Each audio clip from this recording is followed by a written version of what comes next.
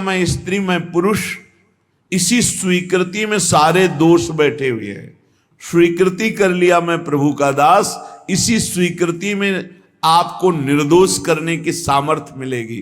पूर्ण निर्दोष अवस्था इसी में। आपकी स्वीकृति कमजोर है। आपसे एक शब्द में कहें तो पूरा खेल स्वीकृति का है। वेदांत केवल तुम्हारी स्वीकृति को बदलता है। कौन हो तुम? बोले तुम ब्रह्म हो, तत्त्वमसि। तत्व वह जो परमात्म तत्व है, त्वम असि तुम ही हो। स्वीकृति करो।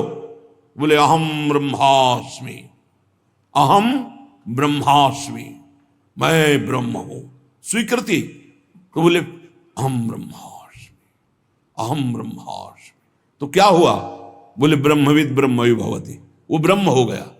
मैं पुरुष मैं स्त्री तो भोगी हो गया। नारकी गतियों को प्राप्त कराने वाली चेष्टाएं शुरू हो गई। खास बात समझनी, मैं को शरीर में स्थापित करना दुर्गति का कारण है। मैं को ब्रह्म में, मैं को भगवान के चरणों में, नाम में, रूप में, लीला में, धाम में स्थापित करना।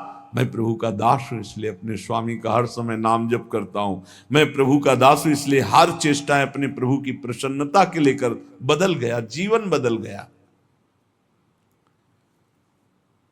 जब हम प्रभु के चरणारविंद की शुद्ध शरणागति स्वीकार कर लेते हैं तो हर विधान बड़ा मंगलमय होने लगता है। एक बार गीता वाटिका गोरखपुर में अखंड नाम संकीर्तन चल रहा था। पूज्य भाई जी श्री हनुमान प्रसाद पोद्दार जी महाराज की कृपा से बहुत ही मांगलिक दिन कट रहे थे। भगवत चर्चा हो रही, अखंड नाम कीर्तन हो रहा, बड़े बड़े महापुरुष आ रहे हैं। तो बहुत से संत महात्मा भी वहीं विराजमान थे। पूरा मांगलिक, एक मिनट भी कहीं 24 घंटे में कोई प्रपंच वार्ता नहीं। गीता वाटिका में पूज्य बाबा, राधा बाबा और भाई जी महाराज। रात का समय 50 फूस की झोपड़ियां बनाई गई थी जिनमें बड़े बड़े संत महात्मा आकर रुके हुए थे। तो लालटेन टंगी थी। लालटेन से कब क्या कैसा हुआ, घटना कैसे घटी, झोपड़ी में लालटेन टंगी है, कैसे क्या हुआ कि वो लालटेन गिरी, तेल फैला, उसमें आग फैली, वो झोपड़ी में लगी, एक झोपड़ी से दूसरी झोपड़ी, और सब संत महात्मा साधक झोपड़ियों में शयन कर हाहाकार मच गया। जल्दी जल्दी जो निकल पाए नहीं, कूद करके लोग कंबलात से ढक कर जो सो रहे थे उनको उठाकर बाहर लाए। बड़ा हाहाकार मच गया। प्रचंड अग्निदेव ने रूप धारण किया। सब झोपड़ी तंबू सब खाक हो गई, राख हो गई। बहुत सी सामग्री हो। अब जो संसारिक लोग हैं, भक्ति के आकर्षण से आए हुए हैं, उनका देखो कीर्तन और भक्ति का ये स्वरूप। भाई जी के कान तक आवाज पहुंची। भाई जी ने कहा अग्नि का आवाहन किया जाता है, आहुतियां दी जाती हैं। अग्नि साक्षात भगवान है। हमने तो आवाहन भी नहीं किया, मेरे भगवान इस रूप में आकर के आहुति भी नहीं दी, अपने आप आकर भोग स्वीकार कर लिया। भक्ति की दृष्टि क्या है? मेरे भगवान पधारे हैं। भाई जी ने कहा कि कल जो आग लगी, तुम लोगों को आग दिखाई दे रही, मेरे को मेरे भगवान दिखाई दे रहे हैं। मुझे स्पष्ट दिखाई दे रहा, मेरे कीर्तन, मेरे भगवत चर्चा करने से भगवान अग्नि रूप धारण करके आनंद उल्लास से युक्त होकर के ये भोग स्वीकार किया। मुझे इस घटना में भगवान की कृपा दिखाई दे रही कि भगवान ने किसी का एक रोम भी नहीं झुलसाया। नहीं तो बहुतों के शरीर पूरे हो सकते थे, एक भी व्यक्ति नहीं मरा। और ये मेरी ही बात नहीं है, जो भगवान का शरणागत है उसको ऐसा ही अनुभव होता है कि भगवान की बड़ी कृपा हुई। नामदेव जी महाराज की कुटिया में आग लग गई, पूरा घर जल रहा था, लोग दौड़े, कुछ कंबल कुछ वस्त्र आदि जो वस्तुएं निकाल पाए बकाया सब जल गया था। नामदेव जी कीर्तन में मगन थे, कहीं एकांत में जब आए तो लोगों ने कहा बड़ी मुश्किल से ये वस्तुएं बचा पाए और तो सब जल। तो उन्होंने कहा अरे भगवान आए मेरे घर और हमें तो स्वागत करना चाहिए आपने, और वस्तुएं निकाल, वो सब वस्तुएं उठा के आए। वो जो आग शांत जैसी हो रही थी, फिर धुआं उठा, फिर आग लगी, फिर वो भी जल गई। गांव के लोगों ने कहा क्या इनका दिमाग, और नाच रहे मेरे भगवान अग्नि रूप में आए, सब भगवान की वस्तु भगवान ने स्वीकार कर ली। आह कितनी कृपा। सर्दी का समय था, आधी रात के बाद उसी राख में लेटे भगवान ने स्वयं गरुण जी के द्वारा मंगाए हुई दिव्य दिव्य लताएं औषधियों से ऐसा सुगंधित पूरा वातावरण सुगंधित। लोग सुबह आए, देखे नामदेव जी की सुंदर कुटिया बनी हुई और सौरभ से वो भगवान स्वयं, और भगवान ने अपना ऊपरी वस्त्र से नामदेव जी को उड़ा दिया था। उससे जान गए थे कि ये सब भगवान का किया हुआ है। दोनों में राजी हैं, आग रूप में आए, भस्म कर दिया, जय हो आप आकर के ऐसा निर्माण, जय हो आपकी, जोई जोई प्यारो करे सोई। लोगों ने कहा महाराज रातों रात इतना सुंदर तरण का महल बन गया एकदम, और इतनी सुगंधित, इतना आकर्षण, हम भी बनवाना चाहते हैं। बोले हाँ हमारा कारीगर बड़ा महंगा है। कितना रुपया लेगा? बोले जितना है सब जला दो, उसके बाद वो आएगा। अपने घर फूंक तमाशा देखे तब हमारा कारीगर आता है, एक भी नहीं बचना चाहिए। आसक्ति और राग का विषय। भाई जी महाराज बोले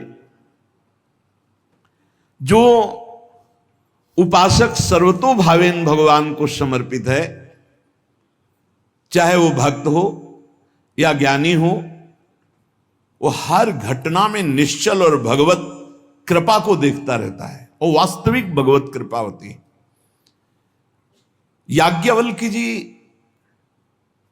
जनकपुरी जब आते तो वेदांत चर्चा बहुत सुंदर होती। तो जब याज्ञवल्क्य जी आते तो बड़े बड़े ऋषि मुनि साधक सिद्ध सब उपस्थित होते कि जरूर कोई न कोई गूढ़ चर्चा होगी।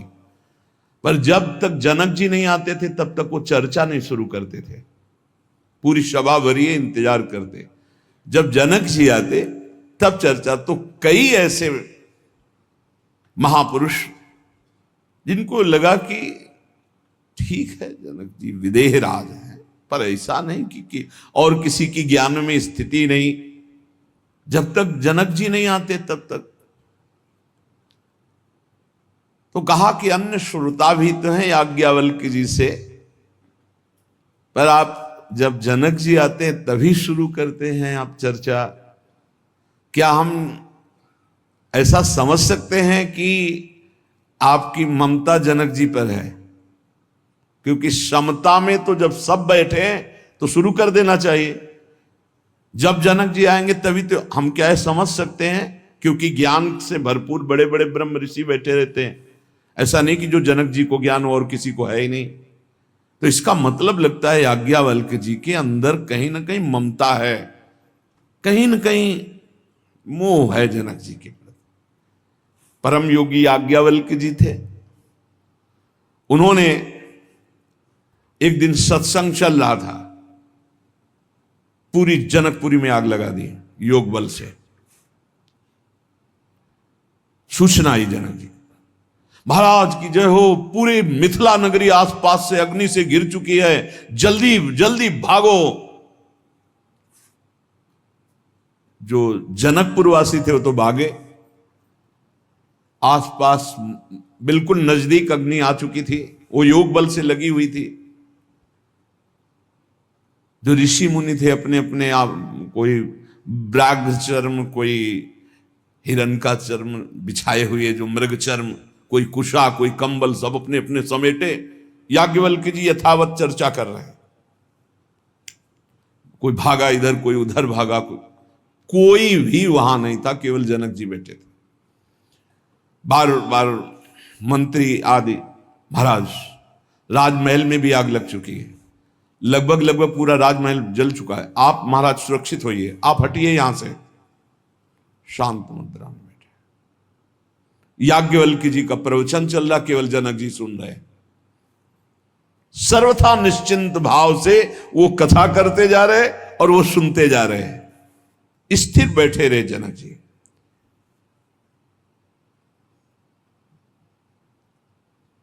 धीरे धीरे योग बल, किसी को पता नहीं था, योग बल से धीरे धीरे आग को शांत की।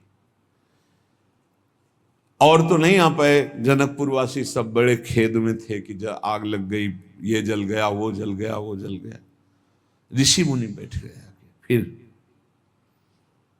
याज्ञवल्क्य जी ने कहा, विदेहराज जनक, सर्वस्व मिथिला में जल गया, राजमहल भी जल गया, बार बार सूचना हुई, सब महात्मा लोग अपने कमंडल आसन लेकर के हट गए, आप क्यों नहीं हटे? महल में आग लग गई, सर्वस्व नष्ट हो गया, आपको तो देखना चाहिए, आप राजा हैं। जनक जी ने कहा, महल की क्या बात, अगर इस शरीर में भी आग लग जाती तो हमें क्या फर्क पड़ता?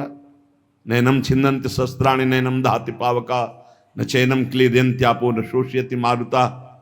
क्या ज्ञान ये प्रवचन के लिए ही केवल है? ये अनुभूत विषय है। मेरी आत्मा है आग, वो इस शरीर को नष्ट कर सकती है, आत्म तत्व को नहीं, और मैं आत्मस्वरूप हूं, क्या फर्क पड़ता है? महल जल गया, जलने वाली चीज जल गई, शरीर जल जाता, जलने वाली चीजें जल जाएगी, आत्मस्वरूप में नहीं। सब महात्माओं की तरफ देखा याज्ञवल्क्य जी ने कि आप सबके पास क्या था, इनके पास तो पूरा राज्य भस्म हो रहा था, महल भस्म हो रहा था, सब स्थिति थी, आप अपना अपना बागंबर मृगचर्म लेकर। तो ब्रह्म ज्ञान केवल बातचीत का विषय नहीं है, स्थिति का विषय है। ऐसे चाहे वो भगवत भक्त हो या ब्रह्म ज्ञानी हो, दोनों ब्रह्म ज्ञानी की दृष्टि में ब्रह्म के सिवा कुछ नहीं, भगवत भक्त की दृष्टि में आराध्य देव के सिवा कुछ नहीं। फिर चिंता शोक भय किस बात की? किसी भी स्थिति में विचलित ना होना, अपने आराध्य देव के चिंतन से, अपने लक्ष्य से ना हटना, ये परिपक्व अवस्था है, चाहे भक्त हो चाहे ज्ञानी हो। देखो, इतनी बात तो तुम्हें मानना पड़ेगा कि भगवान का दो स्वरूप है, एक चिदानंदमय स्वरूप है और एक ये मायाकृत स्वरूप है। हैं भगवान ही वासुदेवा सर्वम। ये जो मायाकृत स्वरूप है ये नष्ट होगा, पक्का समझो। गुरु भगवान है, संत भगवान है, सब भगवान के स्वरूप है। ये जो मायाकृत है ये नष्ट होगा। गो गोचर जहां लघु मन जाई, सो सब माया जानो भाई, और इसका अंत होगा। इसमें पक्का विश्वास करो। जो अविनाशी चिदानंदमय भगवान का हमारे स्वरूप है, ना कभी कोई मार सकता है, ना काट सकता है, ना जला सकता है, वही हमारी आत्मा का स्वरूप है। सच्चिदानंद रूपाय। अब बाहरी तो फिर जहां हमारी मायाकृत दृष्टि देख पा रही वो जलेगा, वो नष्ट हो जाएगा, आज नहीं तो कल। भाव मानना, हम भावना करते हैं मायाकृत से मायातीत की। हमारी भावना जो मायातीत की, उसे आग नहीं जला सकती। हमारे प्रभु की महिमा को समझो। प्रभु केवल प्राकृतिक नहीं है, प्रभु केवल छवि में ही नहीं है, विश्वास करो। वो तुम्हारे हृदय में, तुम्हारे भाव में भी है, वो छवि में भी है, वो चराचर जगत में कहो सो कहां जहां प्रभु नहीं, तो अग्नि में भी प्रभु है। प्रभु खेलने के लिए अगर जमीन पे गिर जाते हैं तो तुम्हें गिरना दिखाई दे, वो खेलना चाहते, खेलो महाराज, फिर उठा के स्नान करवा दिया। फिर अंग भंग हो गया कोई श्री अंग का, हम प्रभु के दूसरे नवीन रूप को, हमारी आराधना माया युक्त से माया मुक्त त्रिगुणातीत भगवान की है, इतना मानना पड़ेगा। ये शुद्ध बात तुम्हें माननी पड़ेगी कि मायातीत परमात्मा है, त्रिगुणातीत परमात्मा है, कालातीत परमात्मा है, जिसकी हम आराधना कर रहे हैं। वो मूर्ति भी है, वो अमूर्त भी है, वो साकार भी है, वो निराकार है, वो सबसे परे है, वो सब में भरे है। जब तक संपूर्ण तत्व का ज्ञान नहीं होता तो उपासक दुख सुख को प्राप्त होता रहता है।